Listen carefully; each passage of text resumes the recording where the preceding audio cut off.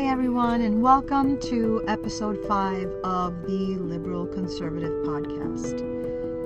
Today's episode, we are talking about religion and government, the original collusion. So every system you've ever known, your politics, your paycheck, your shame, has been touched by religion. But here's the twist. It didn't begin as divine. It began as control. And it didn't begin for God. It began for men. When and why did religion begin? Let's go back. Let's go way, way back. Around 10,000 BCE, something massive happened. Something called the Neolithic Revolution.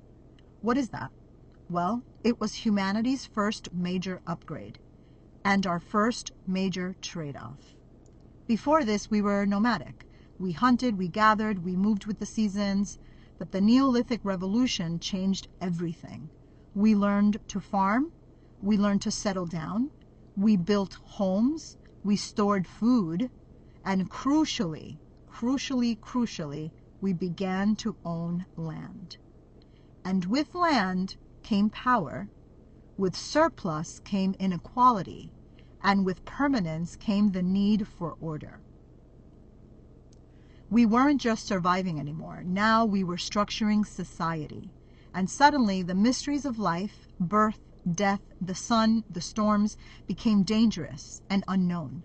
So early humans created stories to explain them. The stories became myths. Those myths became rules. And those rules became religion. But here's the part that they don't teach you. From the beginning, religion wasn't just about worship. It was about control. Some of us may know that already, but many people don't. And they believe the stories and the myths. And they think that they were actual things that happened. And they live their lives by those myths and those stories. And guess what? The government counts on that. Temples like Göbekli Tepe in modern-day Turkey, older than the pyramids or Stonehenge, weren't built by kings. They were built by ordinary people, and they show us something very, very important. Religion was not a product of civilization. It was the foundation of civilization. It gave structure, it gave meaning, and in the hands of men, it gave power. Because once you convince people that God speaks only to you, you control the laws, you control the land, and eventually, you also control women. So who started religion and who was erased from it? Here's what they erased from the record. The first gods were actually goddesses. Before the rise of organized religion, every spiritual system was matriarchal. They worshipped the feminine divine, life-giving, nurturing, cyclical. They didn't pray to male warriors in the sky.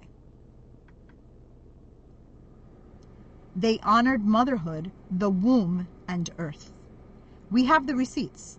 Venus figurines, fertility idols, Ishtar, Inanna, Isis. Women weren't sinners, they were sacred. They didn't need a priest to access God, they were God. But then came the swords, the invasions, and the patriarchal rewrites. Between 3000 and 1000 BCE, Indo-European tribes swept through Mesopotamia, Persia, and beyond. And with them came a new agenda. Replace the goddess, erase the womb, crown the father. And so they did. They made Lilith a demon. They blamed Eve for humanity's failure, which is, by the way, male failure. They told us women came from a man's rib and not the other way around. It wasn't just a rewrite. It was kind of like a hostile takeover of spiritual power. Do men fear women that much? Let's be real. Do men fear us so deeply, so irrationally, that they had to invent a male god to dominate the female body? Because women, we bleed without dying, we create life without violence, and we nurture, intuit, and endure. That kind of power terrifies men who can't replicate it. So what do? They claim authority over it. They decide when life begins. They write purity laws, and they shame sexuality. They lock up knowledge. They lock up history or they erase it. They tell us to cover up, to sit down, and to shut up. But here's the truth. Women were never the danger. We were the source.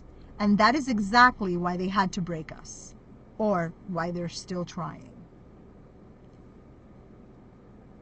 So let's fast forward to religion, government, and the original collusion. Fast forward. By that time, Constantine legalized Christianity in 313 CE.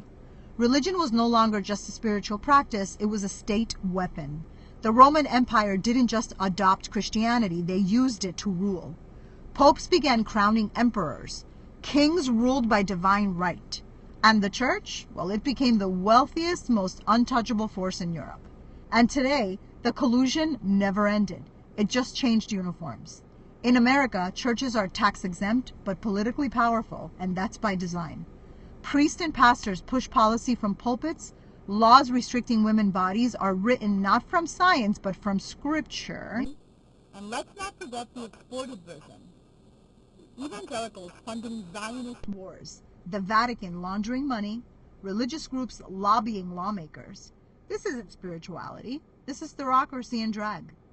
And the real war, it's not between religions. It's between religion and freedom. Women are the original gods, the forgotten protectors. We've been told men are the protectors, but who taught them to walk? Who held the line when the bombs dropped? Who rebuilt society between wars? Women have always been the protectors, not because we wanted power, but because we understand life, because we give life. We are the ones who carried it. We suffered for it, and we saved it. We didn't need a religion to be sacred. We are sacred.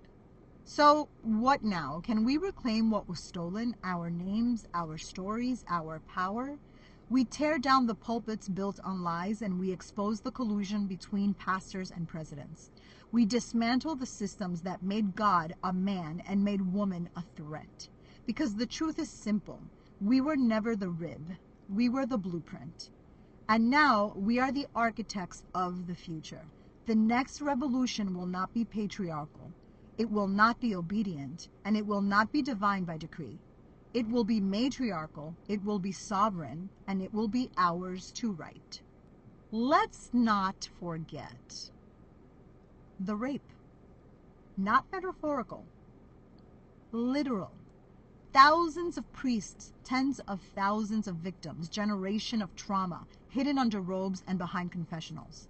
The Catholic Church didn't just fail to protect children, it protected their rapists.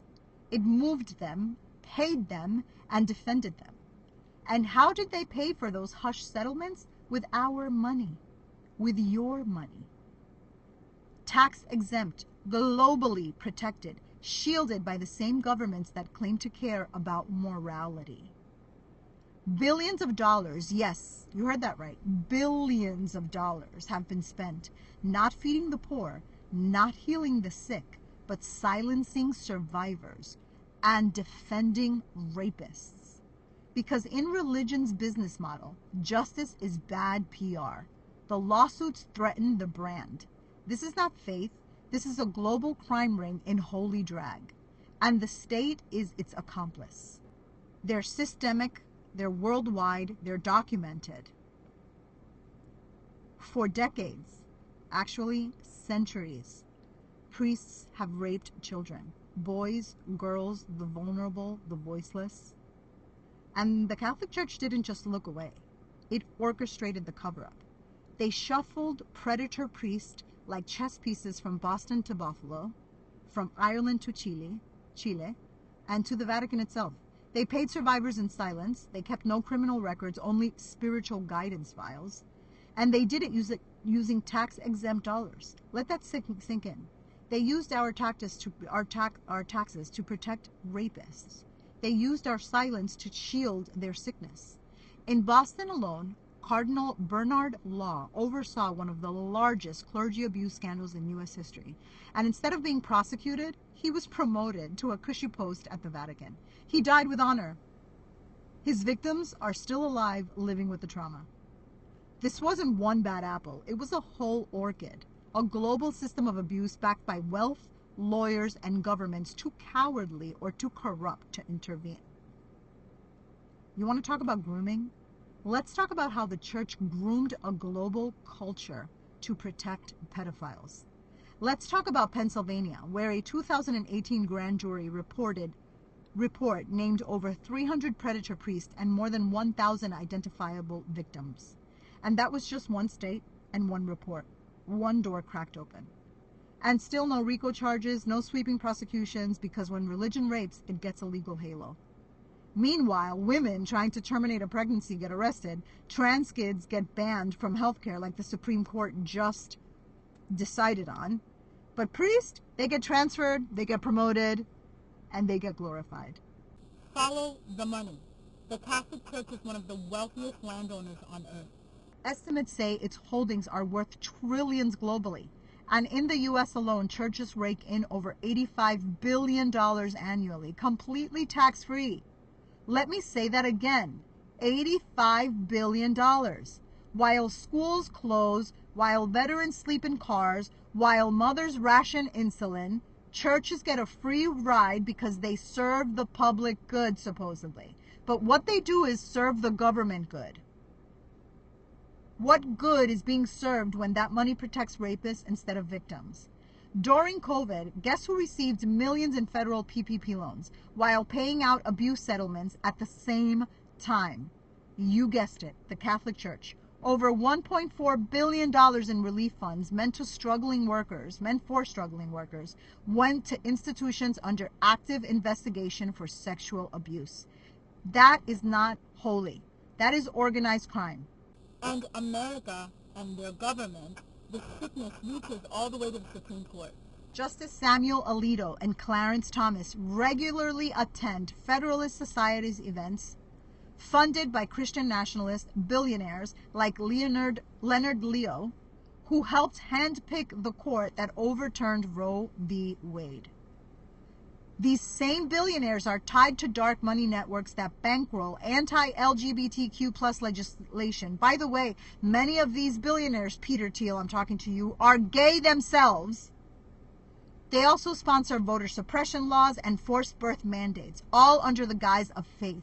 These people are full of shit. Most of them are gay themselves, in the closet or not, living gay lives, but they just don't want you to be gay because they want to control everything that happens underneath them. Alina Habba, Trump's lawyer, openly brags about Christianity and masculinity while defending a man accused of sexual assaults by dozens of women. This is not religion. This is a well-funded theocracy wrapped in the American flag, and every politician, Democrat or Republican, is complicit. This includes Ron DeSantis, who held prayer rallies while banning gender-affirming care. Greg Abbott, who used Bible quotes to justify forced birth laws in Texas, killing women already. There's been multiple cases of women who have died from not receiving the proper birth care. And Joe Biden, a Catholic president who still can't say the word abortion without flinching because he's more afraid of the bishops and the backlash that he will receive personally from the people that have funded him. Even Kamala Harris, the most progressive VP we've ever had, was abandoned by donors because she challenged corporate power and religious conservatism. Why? Because she threatened the real religion in America, which is capitalism, white supremacy, and male control. So here's the uncomfortable fucking truth. The people screaming groomer are the ones funding the actual grooming. The people screaming protect the children are protecting the church, and the people claiming to be God's warriors are just rapists with pulpits and billionaire on speed dial.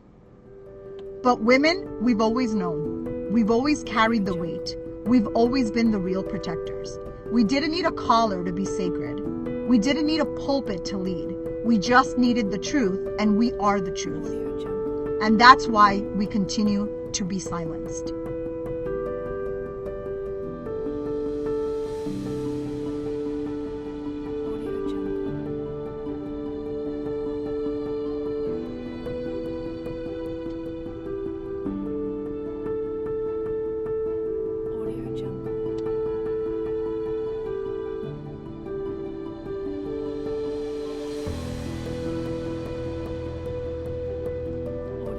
So this isn't just a church problem. This is a global cartel between religion and government, an ancient collusion.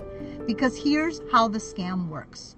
Governments get away with literal murder, genocide, war, forced birth, mass incarceration, mass deportations, mass prejudice, mass racism, mass abuse of human rights by coordinating with the churches to brainwash people into accepting it. They don't just commit violence, they sanctify it. They wrap it in scripture. They market it as morality. They tell men their rage is divine. They tell women their silence is holy. They tell soldiers they're crusaders, and they tell victims to forgive. And the people obey because think God co-signed it. Think about it. How else does a country drop bombs on children and still call itself Christian? How else does a government force rape victims to carry pregnancies and call it pro-life?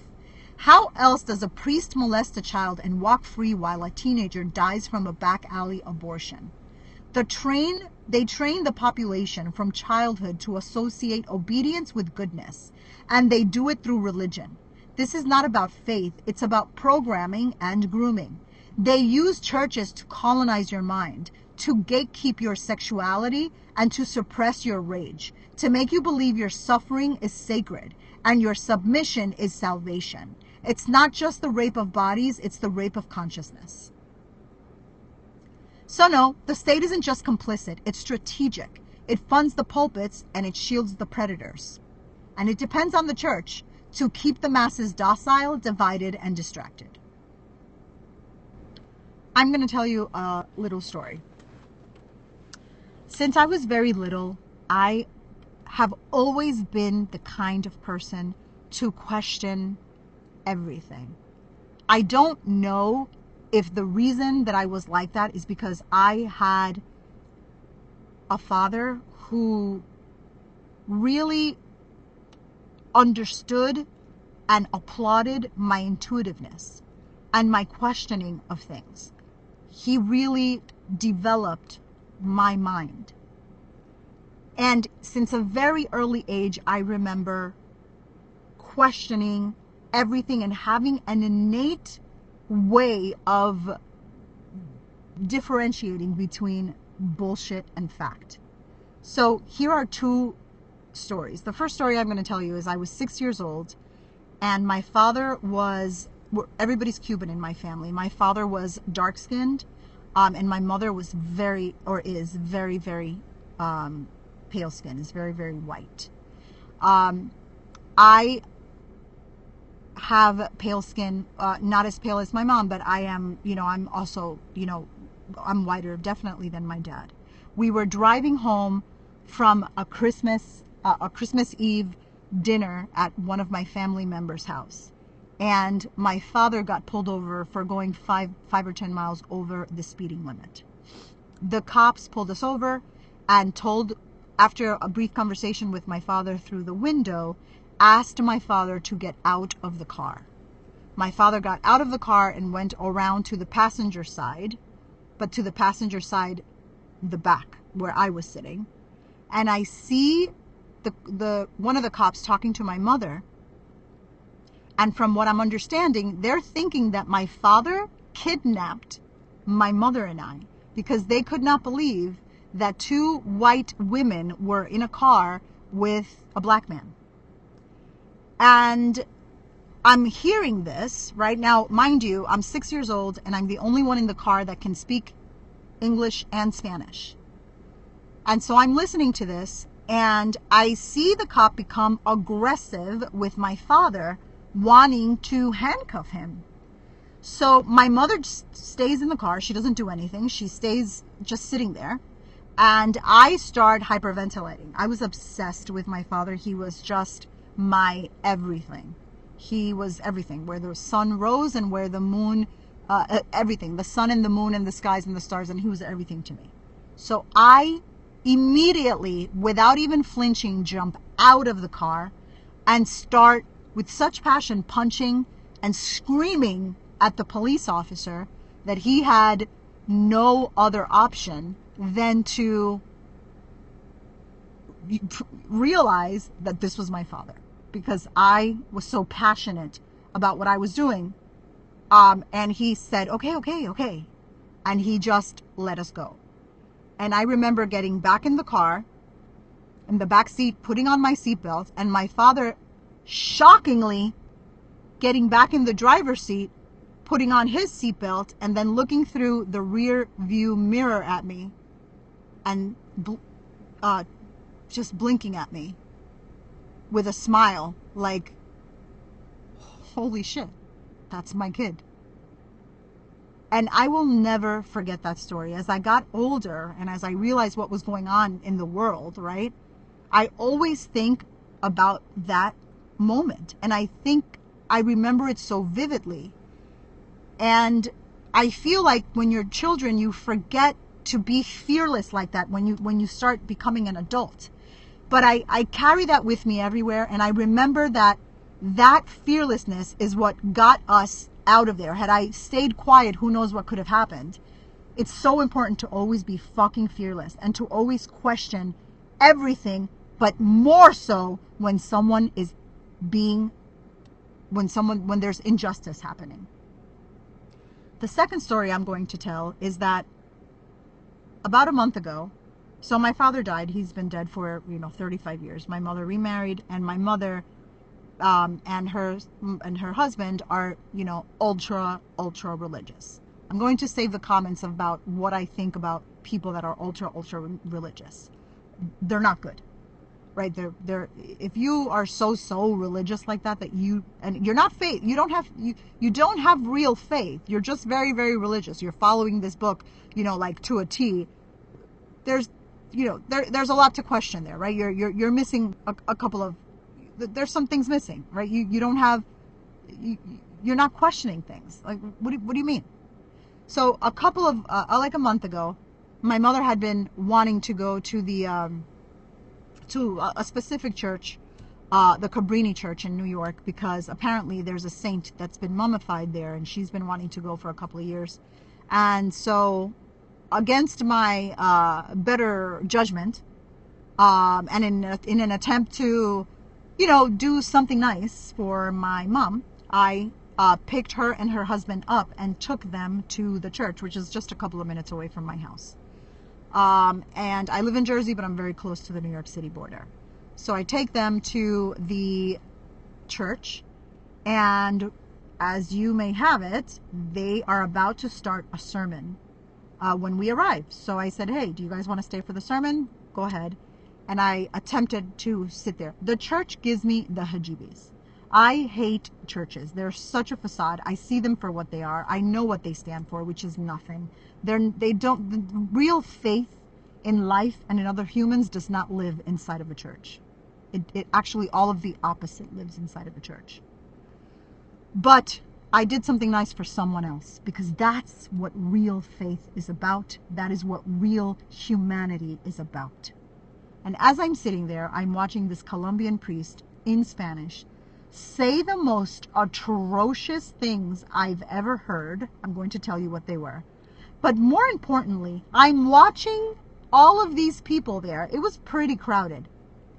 Not flinch in any way, shape, or form about the stupid shit that this guy was saying. One of which was, by the way, most of it was a blatant lie. The way he began his sermon is by saying that there was a woman who would visit her son-in-law in jail, and would bring him clothes and food every week. She would visit him in jail every week. And this son-in-law was in jail because this son-in-law killed the woman's daughter and her grandkids. And that the woman was showing such love and restraint and forgiveness by going to the jail and checking on her son-in-law. Listen, first of all, I have not seen a single jail anywhere in the country that you can go with food and clothes, that you can bring something in to the area where you're going to visit with an inmate. That doesn't exist. So that right there, automatically, I understand that the story's bullshit. And what he's trying to brainwash you into thinking is that if a man rapes you, kills you, does anything bad to you, the woman has to be subservient and has to forgive the man. And this woman forgave the man for the murders of her child and her grandchild. And how great is she? She's going to go to heaven. Yeah, okay, sure. The next atrocious thing that he said was that people are loving dogs more than family and more than children, and that a lot of times the devil speaks to you through dogs. All right, so I'm assuming that this whole narrative is coming from women not wanting to have children anymore and being very career focused and very understanding of the patriarchal society that we're living in, and knowing that having children is a freaking scam.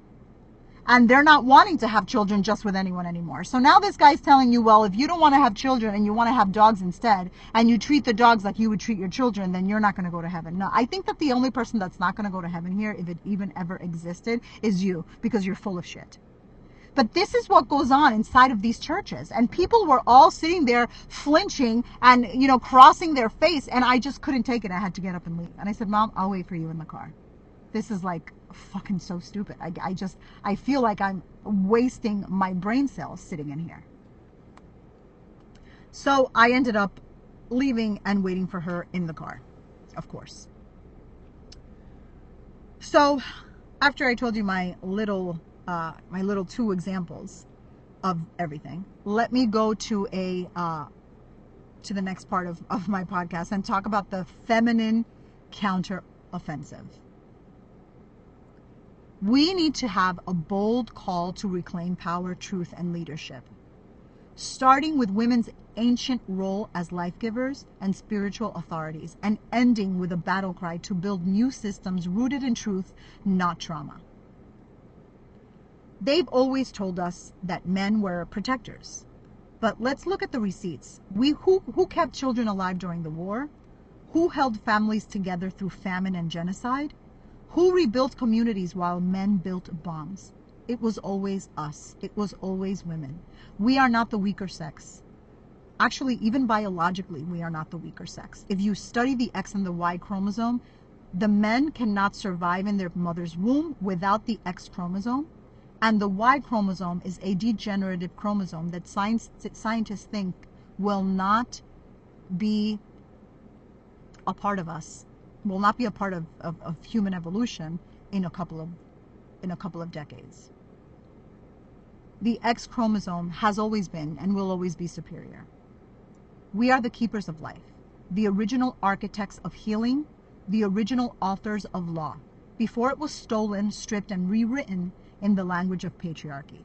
And the truth is this: we never needed a male god to feel divine. We didn't need a beard in the sky to tell us we were sacred. We are sacred. Before they made us rib-born and silent, we were goddesses, and we still are. We are priestesses. We are medicine women, midwives, astronomers, and builders of justice. They buried us under patriarchal rubble and told the world we never existed. But we are always here. You see, when men realized they couldn't create life, they created religion to control it. They branded female sexuality as a sin. They turned pleasure into punishment, but only for us, not for them. They forced birth into a battlefield, and then they had the audacity to call themselves protectors. But a protector doesn't fear your power. A protector doesn't cage your voice, and a protector doesn't rape your children or their own children, fund war, or legislate your womb. That's not protection, that's possession.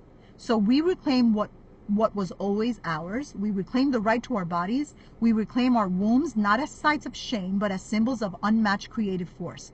We reclaim leadership, not through domination, but through regeneration. We do not want their thrones. We build new ones in our image, in our rhythm, in our time. Because the old systems are dying, they are rotting from within, built on fear, fueled by greed, and sustained through violence.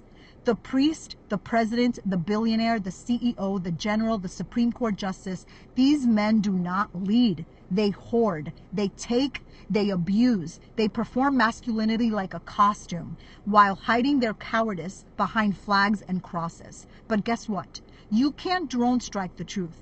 You can't outlaw evolution, and you can't silence the feminine force that birthed this planet. We will always be rising. So let me be clear. This isn't a call for revenge. This is a call for rebuilding. We are done asking for scraps. We are done debating our worth. And we are done trying to humanize ourselves to systems that were never meant to include us, that were just meant to control us. We are not knocking at that door anymore. We are burning the temple down and planting new seeds in its ashes. Systems that value care over conquest, leadership that uplifts, not dominates, and a planet that thrives because its people do. Economies that reward life, not death. This is not a revolution. This is the return to the way that it should have been from the very fucking beginning. Back to the truth, back to balance, and back to us, back to the women's. We are the gods. We are the protectors, and this time we don't ask permission. We build, we lead, we remember, and we never fucking forget.